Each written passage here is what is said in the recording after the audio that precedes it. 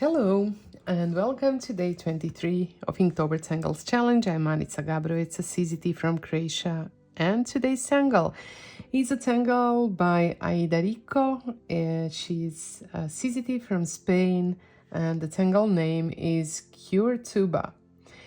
And it's a cute tangle or a fragment, so you could either draw it as a ribbon tangle with these swirls that you draw that start from each other like this, and then you continue like that. Here's another swirl, or you can use it as a fragment, like an example of the square fragment here, and then you add these flux shapes or leaf shapes, and same way you do in the ribbon here, you add these flux shapes, and then you can use ornaments like orbs, nest these orbs here, or do whatever you want. I will squeeze some of them here and I will just wing it, so I'm not going to use it as a ribbon tangle, I'm not going to use it as a fragment, I'm just going to wing it and see where it takes me. So come on, be fearless and just dive in. So here's my first swirl,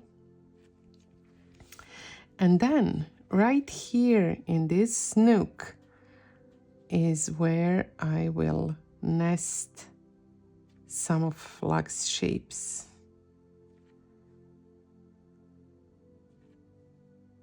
And you can, of course, decorate them like you would decorate flux. You could play with the width of your lines or whatever you want, but this, I think, is where I can continue drawing my shadok from day 22. And then I will continue with these swirls right here. And now I'm going to take a deep breath because I don't know what I'm doing, but I'm going to trust the process and add another one right here. And then, just like I did a few minutes ago, I'm adding these flux shapes,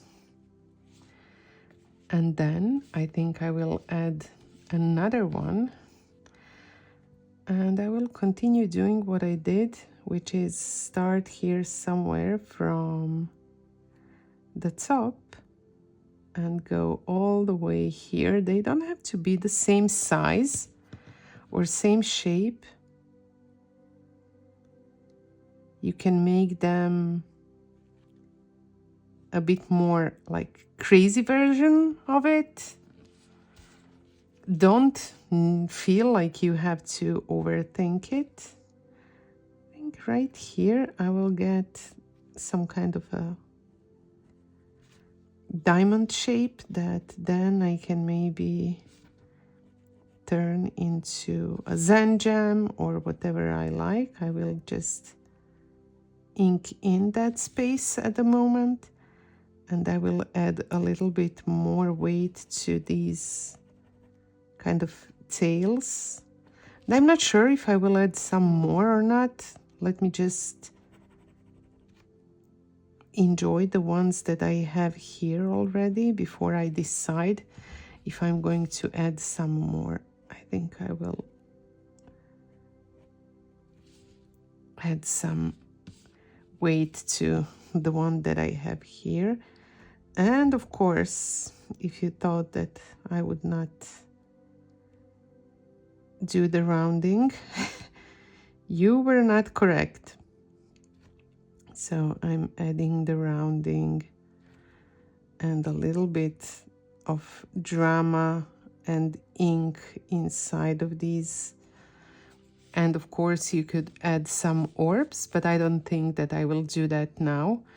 But I am thinking about maybe, you know, adding one more here in the corner because I have space for it. So why not? So I'm not drawing the border or retracing the border, but I'm following it with my shapes. And again, flux shapes, 1, 2. I don't know why I have 3. It's not like you need to have 3 of them. It's just what somehow appeared on my little paper tile. But feel free to add more or less depending on what looks good on your tile. So I'm, you know, taking a moment and looking at what I have right now and thinking about adding one more. Maybe I could add one more right here. Again, almost retracing this border line, adding a little bit more weight to it. Add the tail again. It's not something that you need to do, but for some reason it feels like the right thing to do today to me. Probably if I drew it yesterday, it would be different. Tomorrow, it would be different. So Aida, I'm sorry. I didn't really follow your step out. I know that Aida would not mind. I'm just joking, but sometimes, you know, it's also nice to show how the original vision of the tangle, or what the original vision of the tangle is, but I sketched it quickly on a piece of white paper before I started creating on my tile. So you saw kind of what it looks like. I think this is enough. And it looks cute. And once we are done with shading, I think it will gain a lot of interest. And I look forward to seeing it once I'm done with the shades and highlights. So first, I will add a little bit of color to this space right here. And I also want to color this little space inside my letter, and I went over the line just a little bit. It's fine. And then I will start adding shade, and I want to shade along this bottom part where it starts growing from below the previous one. And I also want to shade here at the bottom of my flux shapes. So I'm going to be kind of consistent with it, I think, unless I see a place where, you know, it seems to me that consistency is not a good solution, but so far it seems to me that consistency makes sense.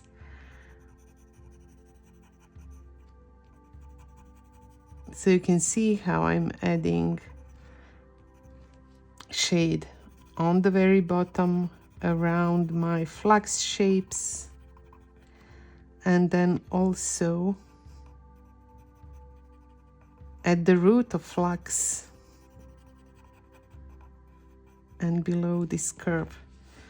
But here a part of this one is hidden behind the other one, so this is also something I want to shade. I think I was consistent so far, so let's blend those shades first and then see what to do next. As always, taking it one shade at a time.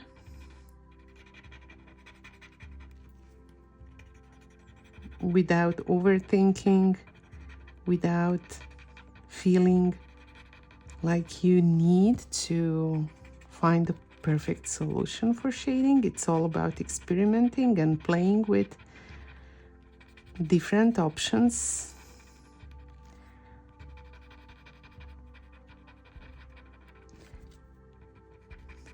Use your blending stump in a way that you hold it at a relatively horizontal position. I need some shades here below my letter, so that when you blend those shades, you don't do it with the very tip of the blending stump. You want to use kind of the side of it. And now for the highlight, I'm going to highlight this very top.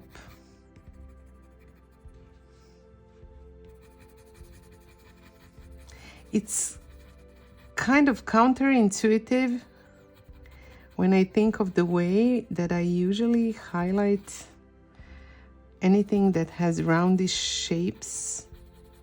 I would use kind of this smiley shape at the bottom, but because these have the flux shapes and everything, I kind of went with a different option, and I will use the white highlight wherever I haven't placed the shades.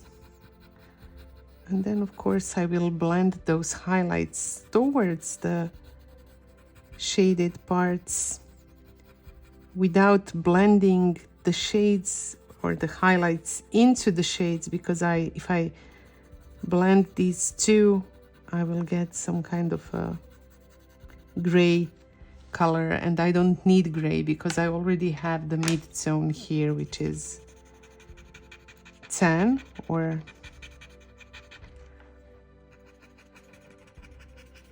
like light brown or whatever, beige color. So I don't need to blend the shades into highlights, or I don't want even, because I don't want to have the gray color on my tile. And another place where I feel like I need some highlight is on top of my flux shapes. So it's on the opposite side from where my darkest shades are. And you know, when you are highlighting a very narrow area like this, you can decide whether you want to blend those highlights or not. You know, maybe you don't need to blend them at all. It's interesting. It's different than what I would normally do with this type of shape, but I felt that it was the right choice. I'm not sure. You never know. I mean, I would have to do the whole thing again and try another solution to be able to tell if it's better or, you know, it's different for sure.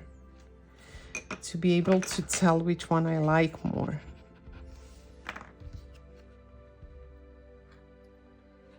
But I think I will leave this like it is. Maybe add some shiniest highlights to some of these top parts. Oh, I haven't shaded and highlighted my new section of shadow that I added. So I will do that. Maybe just a little bit. Shiniest white on top of these flux shapes.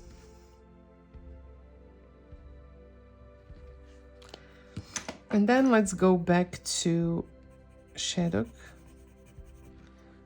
and I will be consistent. So on the left side I have the highlights, on the right side I have the shades. So I will just add the shade to this part on top of my Qurtuba on this side. And I want to take another look, maybe from a different perspective, and see if I'm done with this. Of course, there's always something more that you can add, but I think I will leave it like this. I think it's cute. There's a lot of body to it, and I think I will leave it as it is now and add another tangle tomorrow and see what the whole thing looks like and what else I need to add to the tile. Thank you again for drawing with me. I will see you tomorrow. Bye.